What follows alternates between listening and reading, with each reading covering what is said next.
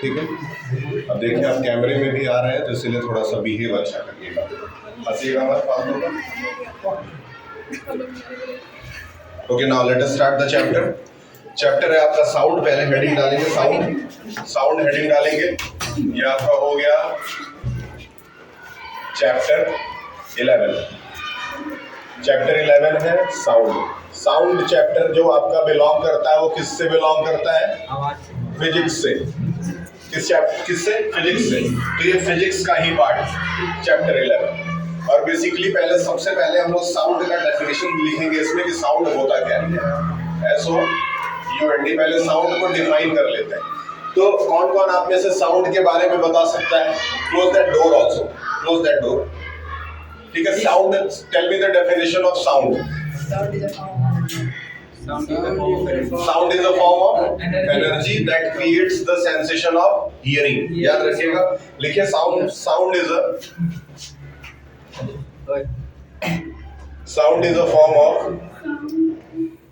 is a form of energy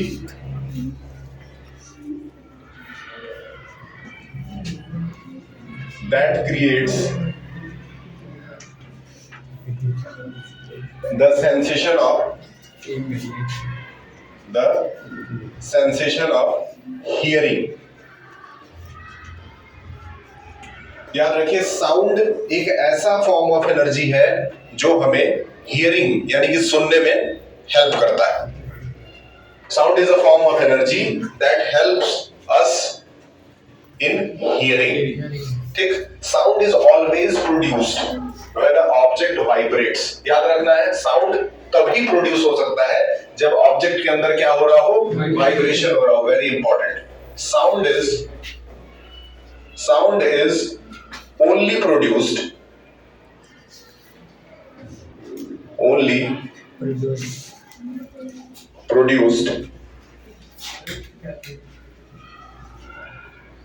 when object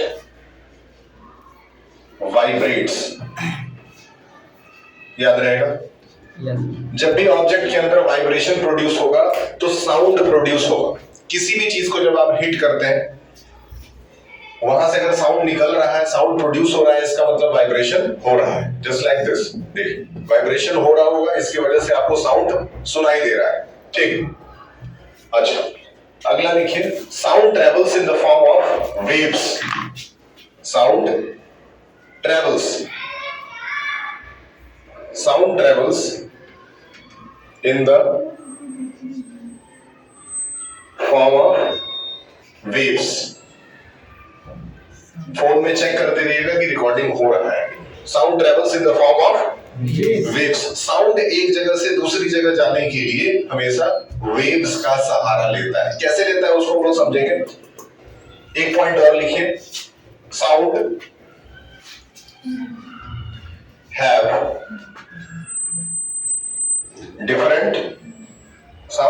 different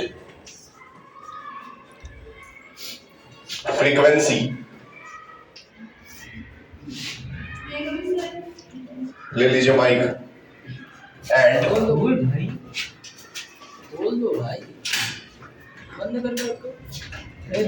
sound have different frequency and amplitudes.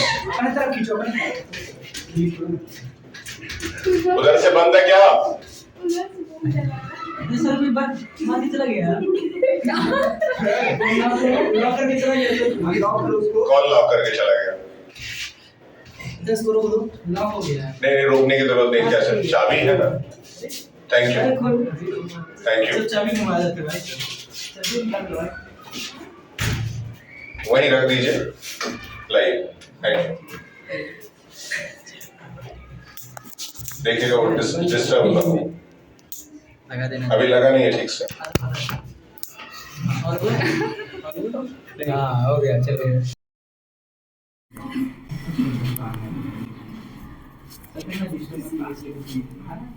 देख लीजिए, लगा है ठीक से? ठीक, आपका काम है ईमानदारी से पढ़ना और मेरा ईमानदारी से पढ़ाना। ठीक है, चलिए ध्यान से देखिए। मैं 3 चीजें लिखवाया हूं, फटाफट नोट करते चलेंगे ताकि बच्चों को घर जाकर के इस पे बहुत ज्यादा मेहनत ना करना पड़े, क्योंकि आपको करने के लिए और भी बहुत सारे काम होते हैं घर पे। ठीक, तो पहला पार्ट क्या लिखेंगे? Sound is a form of energy that creates the sensation of hearing. Sound वो एनर्जी है जिसके कारण हम सुन पाते हैं। ठीक, दूसरा मैं क्या लिखवाया हूं? Sound is only produced when object vibrates. जब तक वाइब्रेशन नहीं होगा तब तक साउंड प्रोड्यूस नहीं हो सकता है। वेरी इंपॉर्टेंट लाइन, याद रखिएगा, इसी समय याद करके घर जाइएगा। Sound travels in the form of waves. Sound हमेशा वेव्स के फॉर्म में ट्रेवल करता है, कुछ इस तरीके से वेव्स बना करके साउंड एक जगह से दूसरी जगह ट्रेवल करके जाता है। सही है। फिर मैं लिखवाया हूं sound have different frequency and amplitudes. Sound के एम्पलीट्यूड्स और फ्रीक्वेंसी अलग अलग होते हैं, दोनों को अभी हम एक्सप्लेन करने जा रहे हैं। यहां तक लिख लिए हो तो मिटाते हैं। ठीक, अब सबसे पहले समझते हैं कि आखिर एक नॉर्मल एग्जांपल लेते हैं कि कैसे साउंड को प्रोड्यूस किया जा सकता है। तो आप एक पेंडुलम बनाइए। पेंडुलम, ये आपका पेंडुलम है, ठीक है, और हमारे पास भी पेंडुलम है। हमारे पास फिजिक्स का जो सामान आया है उसके अंदर पेंडुलम आया था।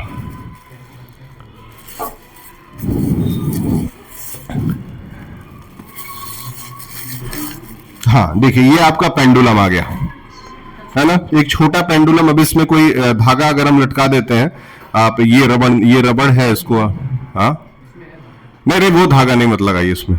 ठीक है, ये आपका एक अच्छा पेंडुलम बन सकता है अगर इसका रबड़ हम इसमें लगाएं तो। चलिए एक एग्जांपल लेते हैं, समझते हैं। ये आपका हो गया पेंडुलम। ठीक है, हो सकता है मेरा पेंडुलम उतना प्रॉपर ना आ रहा हो, लेकिन ये आपका पेंडुलम है। ठीक है, अब ये पेंडुलम क्या करेगा, और ये हम लोगों ने ले लिया एक ट्यूनिंग फॉर्क। मेरे पास ट्यूनिंग फॉर्क नहीं है, इसलिए मैं इसको ट्यूनिंग फॉर्क मान लेता हूं। ये हमारा बगल में। अब हम इसको कुछ इस तरीके से ऑक्सीलेट करेंगे। आप ऑक्सीलेट करिए इसको, इधर की तरफ, हाँ करिए, अपनी तरफ ले जाइए जहां तक ले जा सकते हैं। अरे खींचिए मत उसको, अपने एक्सट्रीम पर अब छोड़िए। देखिए ये आपका मूव कर रहा है और ये इसको हिट करेगा। ठीक है, यही एग्जांपल देखिए आपको बुक में समझाया भी है। ये आपका हिट किया, ये बार बार इस पे हिट करता रहेगा, और जितनी बार हिट करेगा, जैसे वो जो जिस पे बेल लगाया जाता है जो मेटल वाला है, अगर उसको इसके जगह रखते, टन टन टन, ये वाइब्रेशन के थ्रू जो है ये पेंडुलम आपको आवाज प्रोड्यूस करके देता है। तो ठीक है, ये एग्जाम्पल हम लोगों को याद रखना है, ये बहुत अच्छा है, सिंपल एग्जाम्पल था। तो एक तरफ हम लोग इसमें क्या एडजस्ट कर लेंगे, ट्यूनिंग फॉर्क लगा देंगे। यहां पे डायग्राम बना दीजिएगा, इसको हम लोग ट्यूनिंग फॉर्क कहेंगे। ठीक है, अब इसके बाद मैं आपको अगर बुलाऊंगा लैब में तो आपको ट्यूनिंग फॉर्क जरूर मंगवा के दिखाऊंगा, उसको नोट भी कर ले रहा हूं। ट्यूनिंग फॉर्क के हेल्प से हम लोग साउंड नॉर्मली किसी भी एक्सपेरिमेंट में सबसे आसान तरीका होता है कि ट्यूनिंग फॉर्क लीजिए और उससे साउंड प्रोड्यूस करके दिखा दीजिए। ठीक है, याद रखिएगा, ये आपका थ्रेड है, ये आपका थ्रेड है, ये आपका पूरा पेंडुलम हो गया। और इसको, ये जो बॉल है इसको हम लोग गोंग भी कहते हैं, लेकिन बुक में आपको ऐसा कोई वर्ड नहीं यूज किया है, इसीलिए हम रहने देते हैं इसको। ठीक है, बॉब कह सकते हैं, BOB, Bob of the pendulum, याद रहेगा। तो ये आपका थ्रेड हो गया, ट्यूनिंग फॉर्क हो गया। With the help of this tuning fork you can produce a sound. क्या लिखा है, कहा, ये ट्यूनिंग फॉर्क कर दीजिए, सॉरी ट्यूनिंग फॉर्क कर दीजिए, और एन में एक ही एन रहेगा, इसमें 2 एन नहीं लगाइएगा। ठीक, ट्यूनिंग फॉर्क हो गया। दूसरी तरफ फिर से एक ग्लास का एग्जांपल लिया है। ग्लास के एग्जांपल में कह रहा है एक ग्लास ले लीजिए और उस ग्लास में स्टील का ग्लास ले लीजिए। स्टील के ग्लास में भी जब आप स्टील के ग्लास के पास भी जब किसी ट्यूनिंग फॉर्क को ले जाकर के इसके ऊपर हिट किया जाएगा तो यहां भी ये क्या करेगा, साउंड प्रोड्यूस करेगा। तो ये बहुत नॉर्मल केसेस है, हम लोग घर में भी ये छोटे छोटे एक्सपेरिमेंट्स करके देख सकते हैं, पढ़ सकते हैं। उसके बाद आपको फिर से both the prongs of the vibrating tone are applied inside the water. अब एक बात बताइए, तीसरे एग्जांपल में क्या कह रहा है कि एक बकेट ऑफ वाटर ले लीजिए। क्या लगता है इस केस में साउंड प्रोड्यूस होना चाहिए? एक बकेट ऑफ वाटर लिए और एक ट्यूनिंग फॉर्क को उसके अंदर ही डुबा दिया गया है। ठीक है, तो क्या लगता है कि साउंड इस पानी के अंदर प्रोड्यूस होना चाहिए कि नहीं होना चाहिए? आपको क्या लगता है?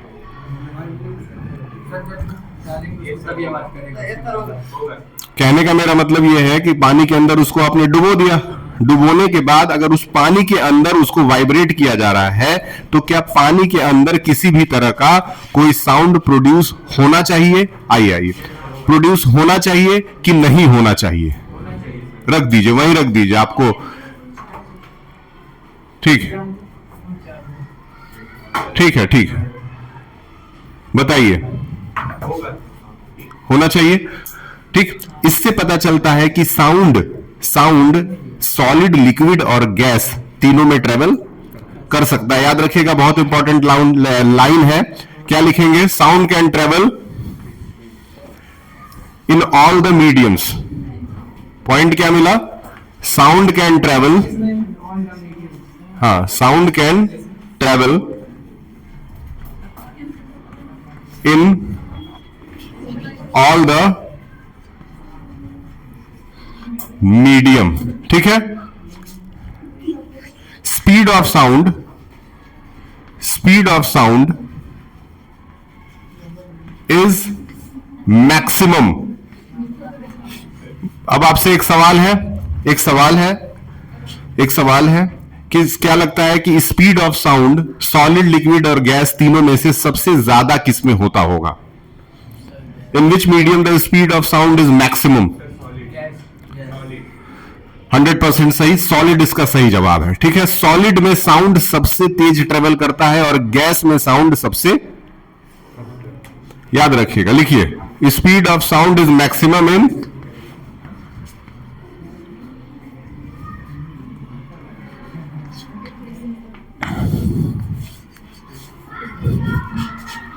Speed of sound in air क्या होता है? मात्र 330 मीटर पर सेकंड, मात्र 330 मीटर पर सेकंड, यानी कि स्पीड ऑफ लाइट से ये कई लाख गुना ज्यादा छोटा है। स्पीड ऑफ लाइट क्या होता था? कोई बताएगा? बताइए, स्पीड ऑफ लाइट कोई बता सकता है? 3 × 10⁸ मीटर पर सेकेंड, यानी 3 लाख मीटर पर सेकेंड, 3 लाख किलोमीटर पर सेकेंड की स्पीड से लाइट जाता है। समझ में आ रहा है आपको? 3 × 10⁸ मीटर पर सेकेंड ये स्पीड ऑफ लाइट है। उसके कंपैरिजन में देखिए ये कितना स्लो है। तो ये चीज क्लियर हुआ, ठीक है। ये दोनों याद रखिएगा। कभी कभी स्पीड ऑफ लाइट को जब न्यूमेरिकल में आपको दिया जाएगा तो सी से दिखाना पड़ेगा, सी से। C इज इक्वल टू होता है 3 × 10⁸ मीटर पर सेकेंड, और इसी C की वैल्यू को लेकर के एल्बर्ट आइंस्टीन ने हमें थ्योरी ऑफ रिलेटिविटी के बारे में समझाया था। थ्योरी ऑफ रिलेटिविटी जो कि कहता है E is equal to mc²। क्या कहता है? आपने सुना है इस चीज को, जरूर इसको याद रखिएगा। इसी पे आइंस्टीन का जो थ्योरी ऑफ रिलेटिविटी था, थ्योरी ऑफ रिलेटिविटी, हालांकि आइंस्टीन जो है वो पूरी तरीके से इस थ्योरी को लोगों के सामने समझा नहीं पाए। उससे पहले ही उन्होंने वो काम, उस प्रोजेक्ट पे काम करना छोड़ दिया, बंद कर दिया। लेकिन उनका यह कहना था कि एनर्जी को मास में कन्वर्ट किया जा सकता है अगर mc², यानी कि अगर इस बॉडी को ये मान लेते हैं आपका चौक है, और उसको इस स्पीड पे अगर आप थ्रो कर देंगे यूनिवर्स के अंदर, चौक को इस स्पीड से थ्रो करना है, इसके स्क्वायर के स्पीड से, तो फिर एनर्जी जो है वो मास के बराबर हो जाता है। यानी कि इसका जो मास है ये पूरी तरह से एनर्जी में कन्वर्ट हो जाएगा। ये किसका कहना था? आइंस्टीन का। Theory of relativity, one of the famous thing. और सही बताएं तो कुछ समय के बाद ये फॉर्मूला जो है, ये फॉर्मूला हो सकता है कि मैं इसको अपने, देखते हैं क्या होता है, अभी बोलना ठीक नहीं होगा, लेकिन E is equal to mc² जो है आपको याद रखना है। ये थ्योरी ऑफ रिलेटिविटी के अंदर आता है। तो कहीं ना कहीं आगे बढ़े तो अगला टॉपिक है propagation of sound. Propagation of sound यानी साउंड एक जगह से दूसरी जगह जब ट्रेवल करता है तो कैसे करता है। Very good.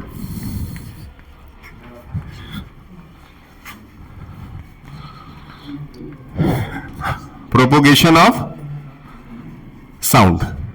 ठीक, आइए प्रोपोगेशन ऑफ साउंड के बारे में समझते हैं। साउंड को अगर एक जगह से दूसरी जगह ट्रेवल करके जाना है तो पहली बात तो उसको मीडियम चाहिए, पता चल गया। मीडियम तो जरूरत उसको है ही, बिना मीडियम के वो कभी भी एक जगह से दूसरी जगह ट्रेवल करके नहीं जा सकता है। लेकिन साउंड जब वेव्स के फॉर्म में ट्रेवल करेगा तो उसको दो तरीके से वेव्स बनते हैं। लिखिए, साउंड वेव्स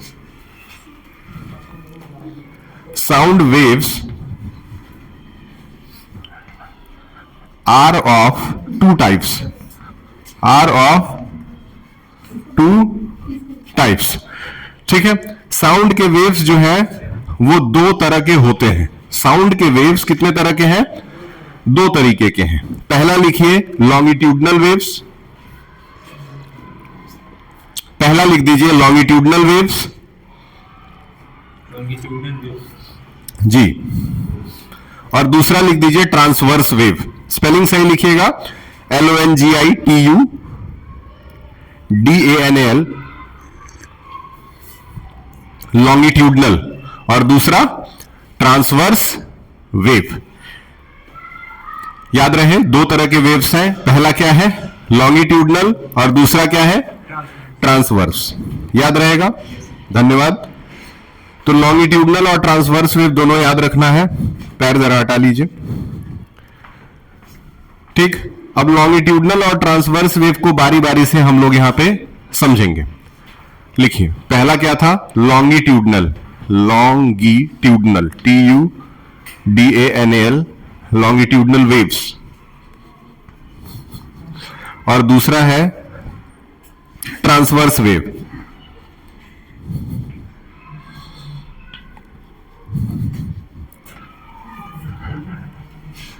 ठीक, दोनों लिख लीजिए, ट्रांसवर्स वेव और लॉन्गिट्यूडनल वेव, दोनों को बारी बारी से डिफाइन हम लोगों को करना है। ठीक है, इसमें सबसे पहले हम लोग पढ़ने जा रहे हैं किसको? लॉन्गिट्यूडनल वेव को।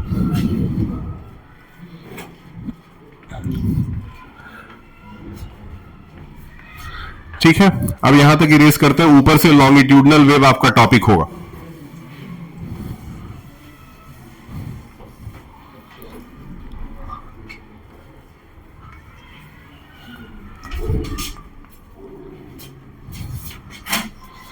लिखिए, पहले सबसे पहले लॉन्गिट्यूडनल वेव का डायग्राम बनाइए।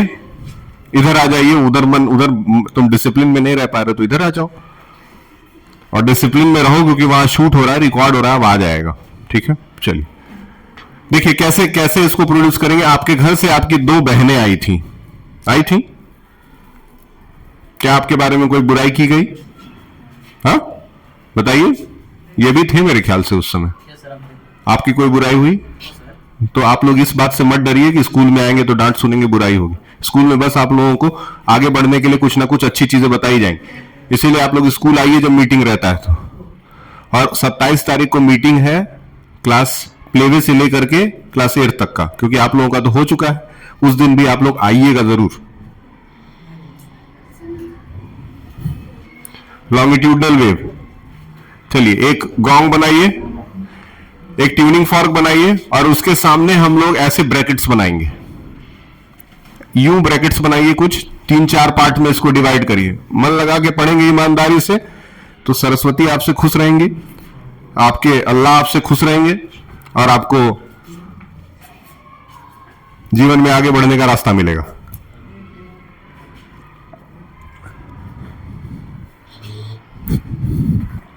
आइए देखिए कैसे करना है इसको। सबसे पहले एक बार जो है वो हम लोग को बनाना है कुछ पार्टिकल्स जो कि बहुत क्लोज रहेंगे एक दूसरे से, एकदम क्लोज।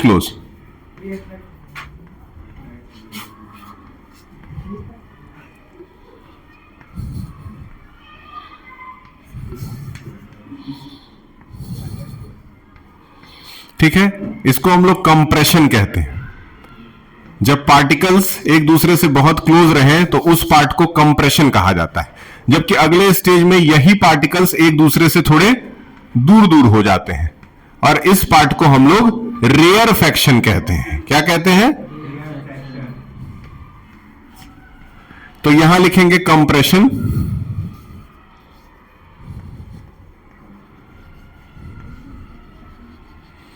कंप्रेशन, और फिर यहां लिखेंगे रेयरफेक्शन।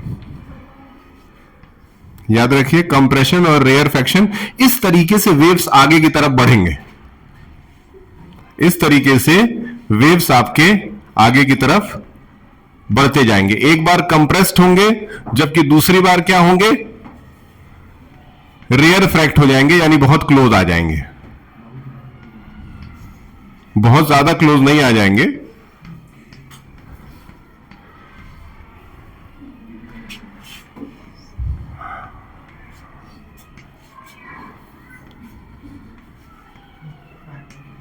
डायग्राम आप अपने अकॉर्डिंगली शिफ्ट कर लीजिएगा, बना लीजिएगा।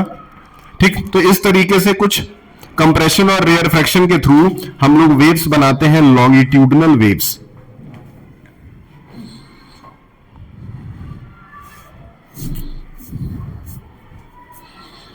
ठीक है, जैसे ही लॉन्गिट्यूडनल वेव टॉपिक आता है, वैसे ही हम लोगों के सामने दो तीन चीजें आ जाती हैं।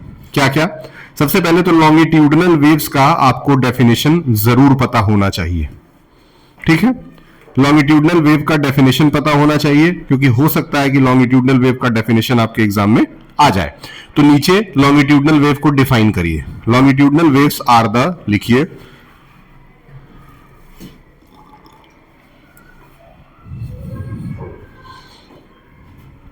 longitudinal waves are the mechanical waves. Longitudinal waves are the mechanical waves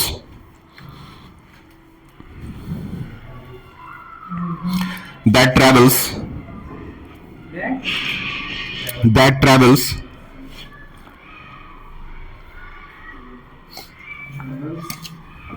from one medium to another medium, that travels from one medium to another medium, that travels from one medium to another medium,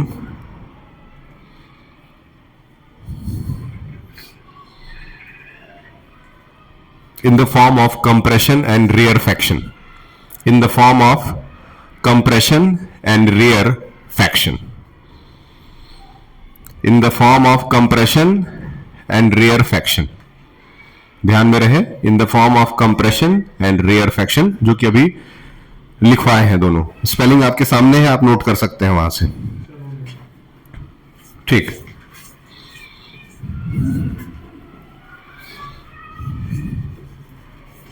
लिखिए, in these waves, हाँ उसके आगे, या मैं लिख रहा हूं, note कर लीजिएगा। In these waves,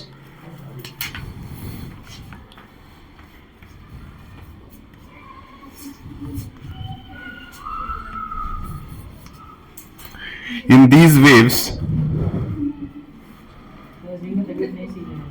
the individual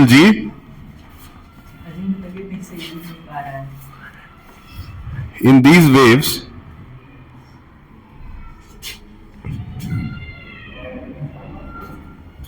individual particles of the medium, individual particles of the medium. किनकी तबीयत नहीं ठीक है? क्या प्रॉब्लम है अजीम जी? तबीयत खराब है? क्या हुआ बताइए? फीवर है, इनके ले जाइए, चेयर लेके आइए क्लास से, और वहां पे इनका चेयर लगा दीजिए, आप बैठ के लिख लीजिए। एक लोग जाइए, एक चेयर के लिए तो 4 लोग जाने की जरूरत है। प्रखर आप जाइए।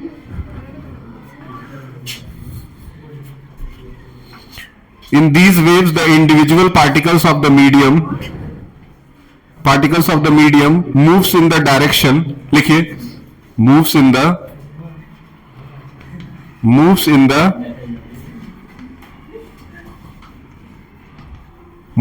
direction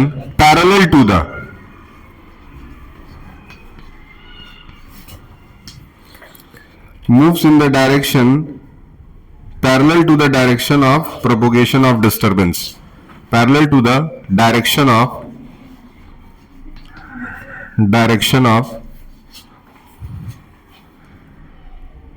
प्रोपोगेशन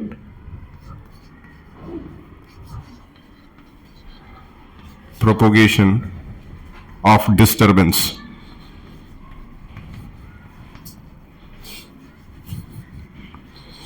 इतना आपको इसमें नोट करना है, इसको नोट कर लीजिए।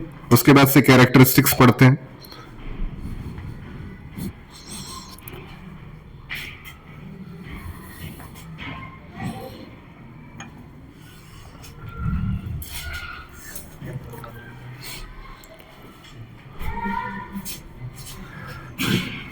अजीम जी को दे दीजिए, वहीं बैठ जाएंगे जहां खड़े हैं।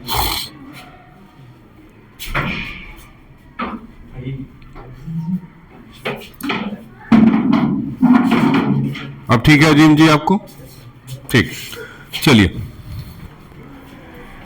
यह याद रहेगा, in these waves the individual particles of the medium moves in the direction, मतलब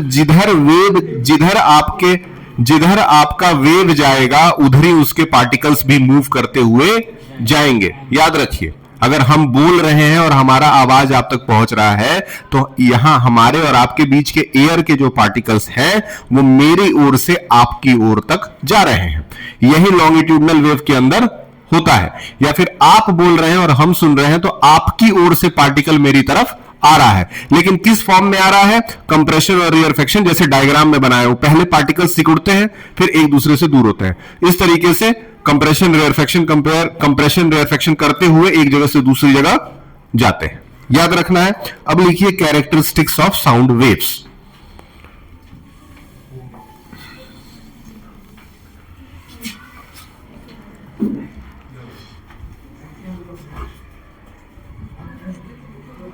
लिखिए कैरेक्टरिस्टिक्स ऑफ साउंड वेव्स। पहला कैरेक्टरिस्टिक्स क्या हुआ? नहीं नजर आ रहा है, इधर आ जाइए। कैरेक्टरिस्टिक्स ऑफ साउंड वेव में सबसे पहला फ्रीक्वेंसी।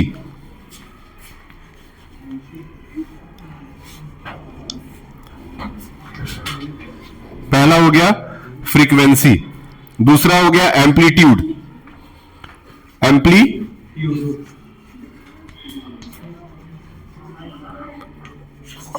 और तीसरा हो गया स्पीड। ये तीन चीजें आपको याद रखनी है, फ्रीक्वेंसी, एम्पलीट्यूड एंड स्पीड। अभी इन्हीं तीनों के हेल्प से हम लोग बनाएंगे फॉर्मूले। ठीक, तीनों को रिप्रेजेंट करने के लिए फ्रीक्वेंसी को हम लोग एक सिंबल से दिखाते हैं जिसको कहते हैं लैम्ब्डा। याद रखिए, फ्रीक्वेंसी का सिंबल है LAMBDA, लैम्ब्डा। ठीक, एम्पलीट्यूड है, एम्पलीट्यूड को हम नॉर्मली A से रिप्रेजेंट करेंगे और स्पीड को हम लोग नॉर्मली V से रिप्रेजेंट करेंगे। याद रहेगा। सॉरी, यहां पे मैंने गलत लिख दिया। फ्रीक्वेंसी को हम लोग दिखाएंगे एक सिंबल से जिसको हम लोग कहेंगे न्यू। इस तरीके का सिंबल बनेगा, इसको हम लोग कहेंगे न्यू। और चौथे नंबर पे स्पीड को तो नॉर्मली V से दिखाएंगे। स्पीड में कुछ भी अलग से नहीं डालना है, और फ्रीक्वेंसी में न्यू से दिखाएंगे। ठीक, अब रुकिए, स्पीड ऑफ लाइट C से रिप्रेजेंट होता है। फिर लिखिए टाइम को तो नॉर्मली किससे दिखाएंगे? T से। और पांचवें नंबर पे आता है वेव लेंथ। क्या आता है? Wave length. ये साउंड पढ़ रहे बेटा, वो लाइट था। वेव लेंथ आपको दिखाना है लैम्ब्डा से। याद रहेगा।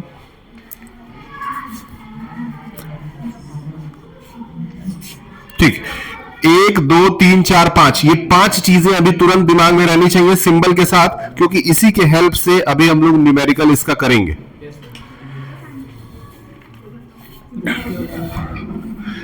ये लैम्ब्डा का सिंबल है, आप लोग अपने तरीके से बनाइए। एक स्ट्रेट, एक इस तरह से लाइन आएगा और फिर यहां से एक निकल जाएगा। ऐसे मिलता जुलता आप बना सकते हैं। बना लिए? चलिए, अब इसके बाद आप डिफाइन करेंगे फ्रीक्वेंसी, एम्पलीट्यूड, स्पीड, टाइम और वेवलेंथ। इन सबों को बारी बारी से डिफाइन करेंगे, लेकिन डिफाइन करने से पहले हम लोग एक वेव का डायग्राम बनाएंगे। इसको मिटा रहे हैं, ठीक। लिखिएगा जरूर, ये डायरेक्ट फेयर कॉपी में करिएगा। चलिए एक डायग्राम बनाते हैं। पहले एक स्ट्रेट लाइन, स्ट्रेट लाइन के बीचों बीच में एक एक्सेस, और यहां से ये वेव।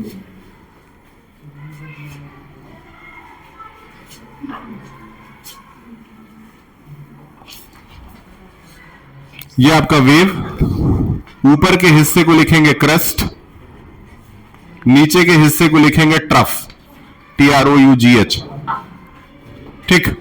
तो वेव के ऊपर वाला पार्ट होता है क्रस्ट और नीचे वाला पार्ट होता है ट्रफ। ऊपर वाला पार्ट क्रस्ट और नीचे वाला ट्रफ, याद रहे। ठीक इसी तरह से डायग्राम बनेगा। फिर एक क्रस्ट से दूसरे क्रस्ट के बीच के डिस्टेंस को ही लैम्बडा यानी कि वेवलेंथ कहा जाता है। एक क्रस्ट से दूसरे क्रस्ट के बीच के डिस्टेंस को ही लैम्बडा यानी कि वेवलेंथ कहा जाता है। बोल रहा हूं कि दो लोग इधर आ जाओ अगर नहीं दिख रहा है तो, अन्य तो सबसे अच्छा है कि सामने खड़े हो जाओ, सामने से भी दिखेगा। हाँ दिख रहा है, चलिए थोड़ा और पीछे हो जाइए, दिखेगा। ठीक, एक क्रस्ट से दूसरे क्रस्ट के बीच को वेवलेंथ कहा जाएगा, याद रहे।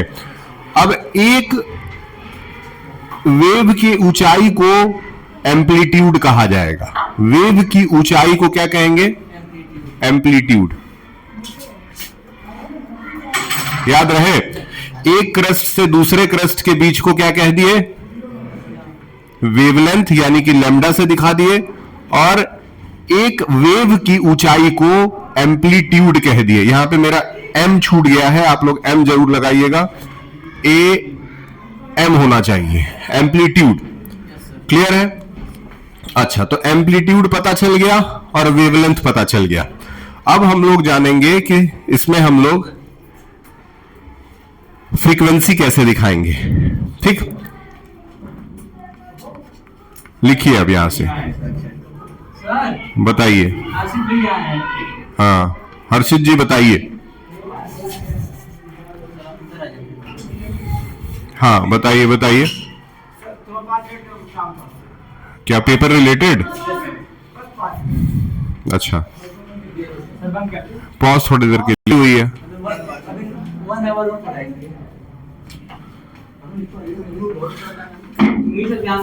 फ्रीक्वेंसी लिखिए, लिखिए। The number of waves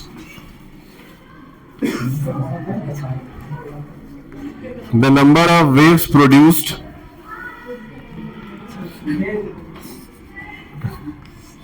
in 1 second is called its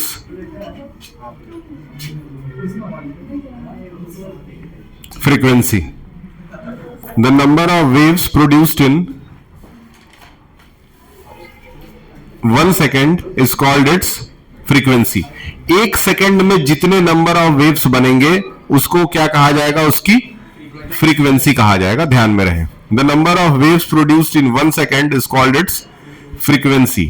एक सेकेंड में जितने वेव्स बनेंगे वो उसकी फ्रीक्वेंसी कहलाएंगे, जिसको हम लोग न्यू नाम के सिंबल से डिनोट करेंगे। अभी थोड़े समय पहले लिखवाए थे। ठीक, ऊपर का इसमें इरेज कर रहा हूं। यहां हम लोग लिखेंगे फ्रीक्वेंसी के बाद एम्पलीट्यूड का डेफिनेशन। लिखिए,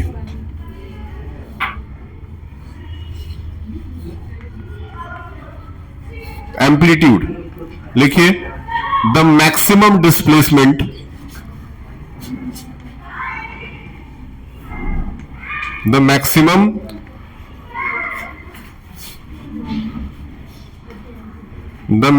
displacement of the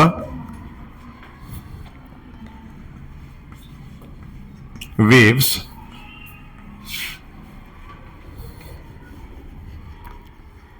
from the mean position,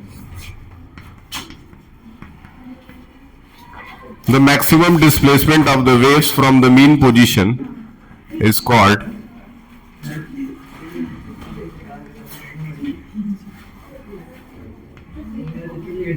amplitude note करिए इसको। बस हो गया, इतने ही में तुम लोग का बैठ गए। एनर्जी लो, 9th में पढ़ते हो। अगर नॉर्मल एक क्रिकेट मैच भी होता है तब भी 1 घंटे का होता है। हो सकता है तुमको मिल जाता हो ग्राउंड में बैठने के लिए।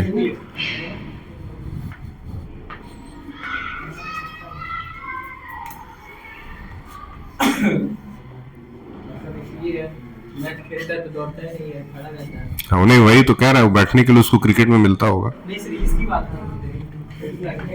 चलिए चलिए पढ़ाई करिए, छोड़ी। फ्रीक्वेंसी क्या हो गया? The number of waves produced in 1 second is called its frequency. Frequency के बाद आपको लिखना है, एम्पलीट्यूड हो गया, फ्रीक्वेंसी हो गया, अब लिखेंगे वेवलेंथ। वेवलेंथ का डेफिनेशन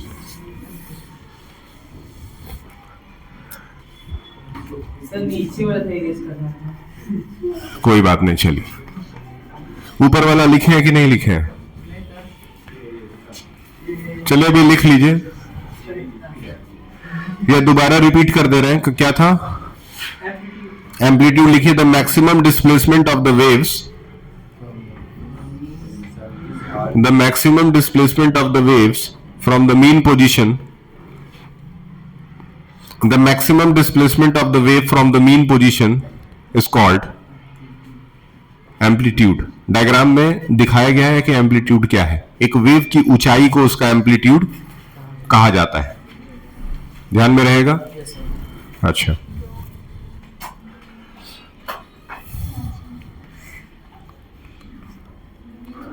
लिखिए, the distance between the two consecutive crust is called wave length. ध्यान रहे, the distance between the 2 consecutive crust is called wavelength। Wavelength को भी डायग्राम में आपको डिपिक्ट किया गया है, दिखाया गया है। डायग्राम में आपको वेवलेंथ नजर आ रहा होगा। 2 consecutive crust के बीच का जो डिस्टेंस होता है वो वेवलेंथ कहलाता है। ध्यान में रहेगा? ठीक, आगे बढ़ते हैं। वेवलेंथ के बाद आपको मैं लिखवाया हूं शायद टाइम पीरियड। टाइम लिखवाया हूं, ठीक। टाइम पीरियड का डेफिनेशन लिखिए।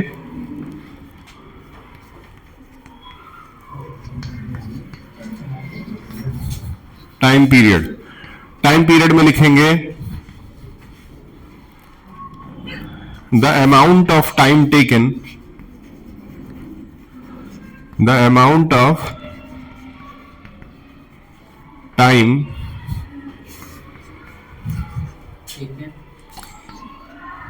to produce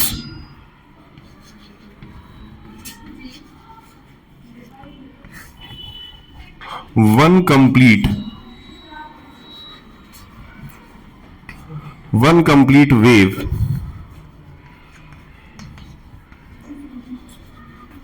is called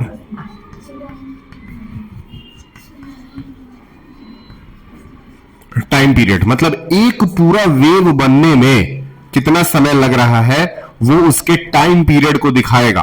it is represented by T.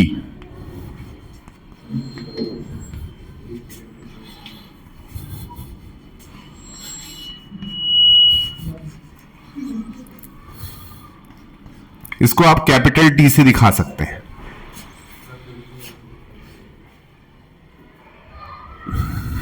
इसके बाद है वेलोसिटी। क्या है? वेलोसिटी। वेलोसिटी यहां लिख दीजिए, लिखिए the speed of the sound wave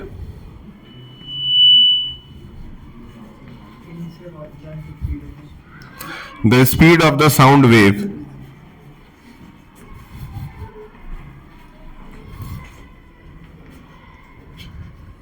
in direction of in direction of propagation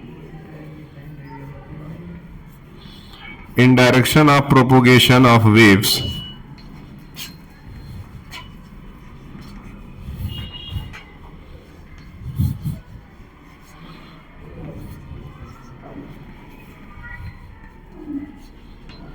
is called velocity.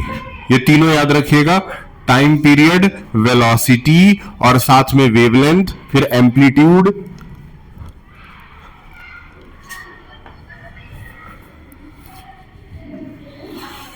तो टोटल पांचों डेफिनेशंस हो गए, frequency, amplitude, wavelength, time period और वेलोसिटी। याद रहेगा? ठीक। अच्छा, अब आते हैं फॉर्मूले पे।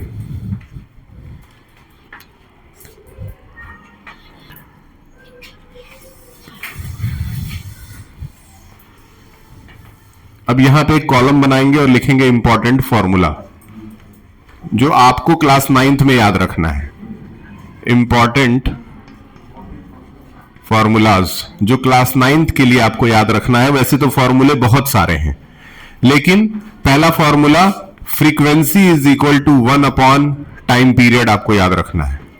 Frequency is equal to 1 upon time period, और time period is equal to 1 upon frequency आपको याद रखना है ये। और फ्रीक्वेंसी जब निकालेंगे तो उसका एसआई यूनिट होता है हर्ट्ज, हर्ट्ज याद रखिएगा। और टाइम पीरियड निकालेंगे तो उसको हमेशा सेकंड्स में लिखेंगे, क्योंकि टाइम जो है उसका एसआई यूनिट क्या होता है? सेकंड होता है।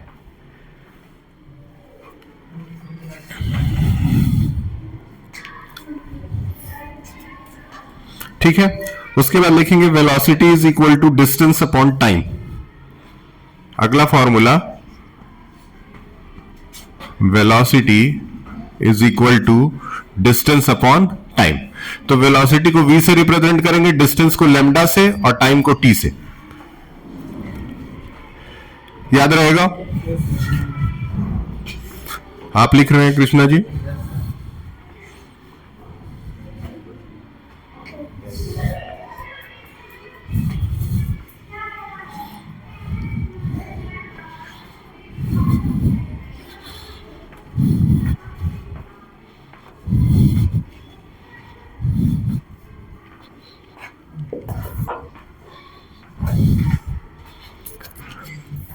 ठीक। अब यहां से अगर लेमडा की वैल्यू निकालनी होगी तो v इंटू क्या कर देंगे? t कर देंगे। नोट कर लीजिए।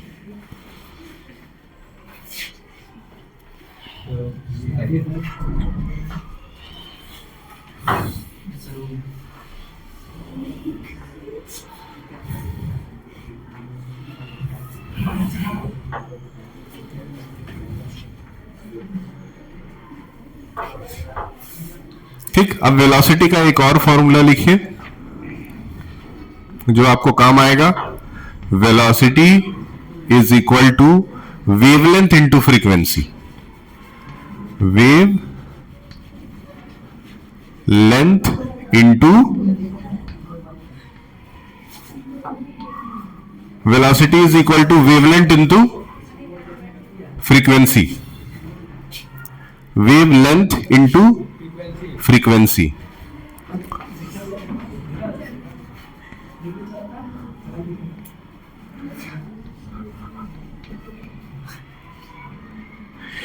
ये ध्यान में रहे, ध्यान से सुनिए। यहां पे एक बहुत इंपॉर्टेंट चीज है, ध्यान से देखो। पढ़ाई पे समय पढ़ाई करो। देखो, वेलोसिटी को जब हम v दिखा रहे हैं और फ्रीक्वेंसी को भी v ही जैसा दिखा रहे हैं, बस यहां पे मैं ऊपर एक सर्कल बनाया हूं और यहां पे सीधा एक डैश बनाया हूं। तो जहां डैश बना हुआ है वो वेलोसिटी है, और जहां हल्का सा सर्कल बना रहेगा वो फ्रीक्वेंसी है। ये बहुत सीरियसली लेना एग्जाम में। फ्रीक्वेंसी और वेलोसिटी क्योंकि दिखने में बिल्कुल एक जैसे होते हैं, इस वजह से यहां कंफ्यूजन होता है, न्यूमेरिकल गलत हो जाता है। अभी इसके बाद हम लोग को इसमें 2 न्यूमेरिकल भी क्रैक करना है। ये फॉर्मूले आपको याद रखना है। ठीक। अब क्योंकि यहां देखिए, frequency is equal to 1 upon time period दिखाए थे, तो फ्रीक्वेंसी की जगह हम लोग उसका सिंबल म्यू भी लिख सकते हैं।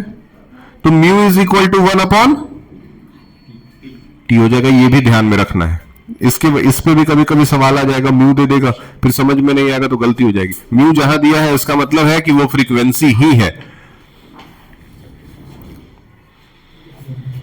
ठीक, अब आता है आपका पहला न्यूमेरिकल। पहला न्यूमेरिकल करते हैं, नोट करिए।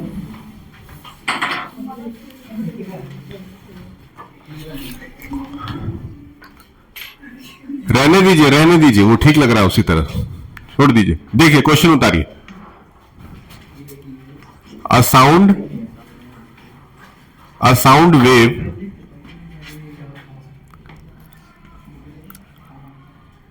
has a frequency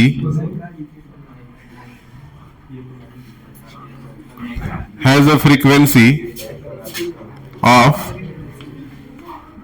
2 kilohertz and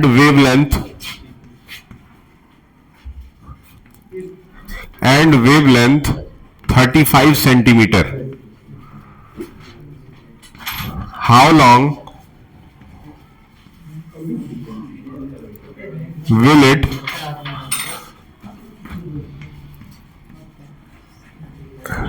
take to travel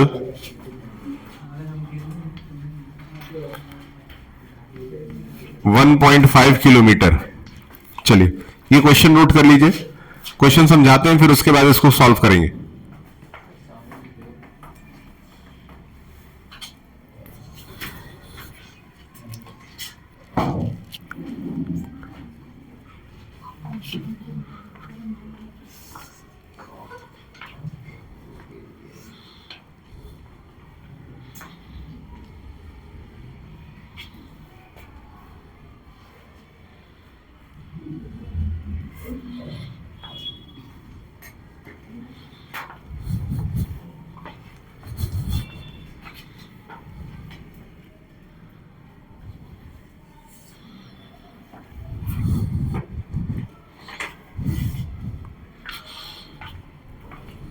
चलिए अब क्वेश्चन में क्या क्या दिया हुआ पहले नोट करते हैं। कह रहा है एक साउंड वेव है, उसकी फ्रीक्वेंसी दी हुई है, यानी म्यू की वैल्यू जो है वो 2 किलो हर्ट्स दी है।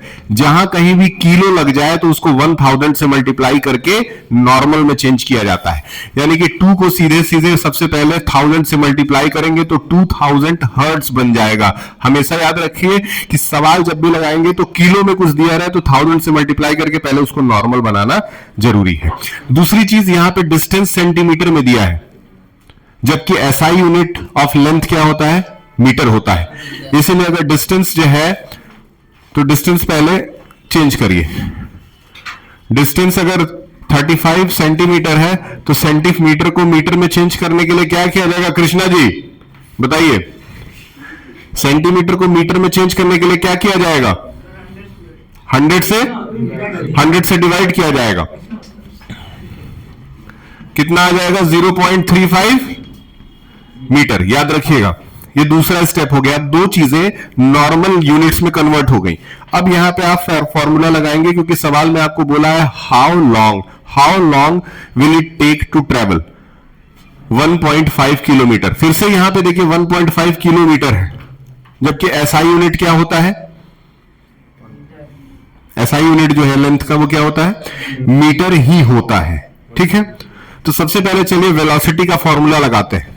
वेलोसिटी क्या होगा बताए हैं? Velocity is equal to lambda into mu होता है कि नहीं होता है? अभी थोड़ी देर पहले ये फॉर्मूला लिखवाया गया है, उसका क्या नाम है? इधर देखो,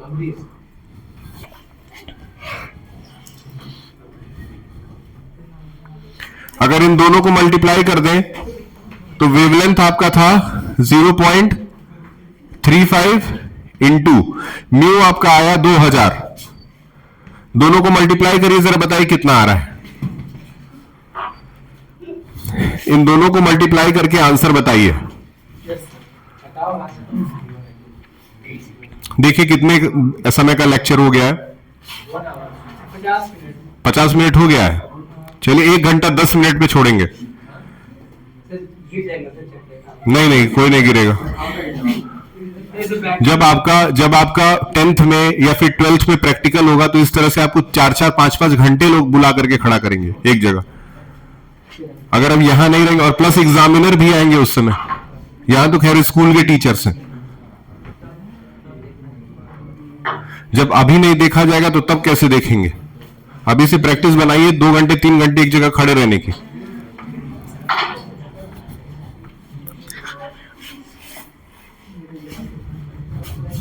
बताओ कितना है मल्टीप्लाई करके? केवल जो मैं लिख रहा हूं वही लिख रही हो, कैलकुलेट करो खुद से।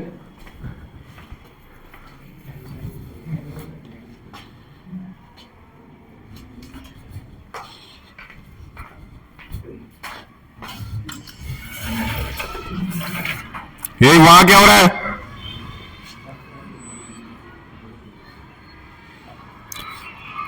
क्लास 7th मॉनिटर को बुलाओ। क्लास 7th मॉनिटर,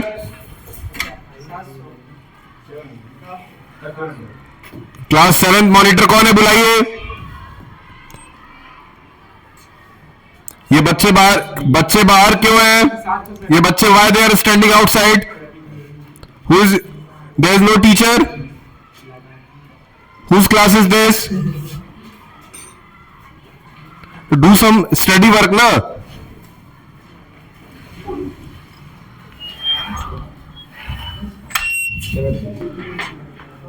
मल्टीप्लाई करने पे 7000 आया, सॉरी 700 आया।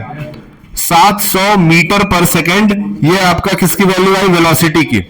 अब एक बार वेलोसिटी पता चल गया और डिस्टेंस पता है, तो वेलोसिटी और डिस्टेंस के हेल्प से टाइम निकालना है, वही हमारा सवाल है। अब लिखिए टाइम पीरियड का फॉर्मूला, ये मिटा रहा हूं यहां से।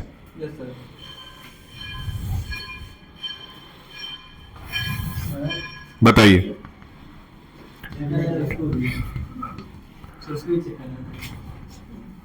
तो ऐसे काम नहीं चलेगा।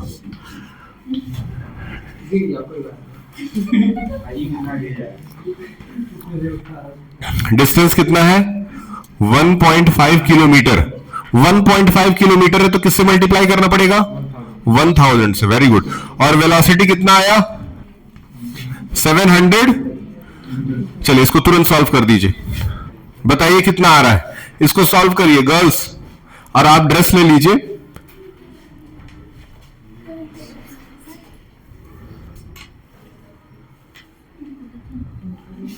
नाइन्थ में उस दिन कोई एक लड़की एब्सेंट थी, फोटोग्राफी वाले दिन पे। आप एब्सेंट थी? एब्सेंट नहीं होना चाहिए, फोटोग्राफी हुआ है उस दिन, मतलब आप गई उसमें से?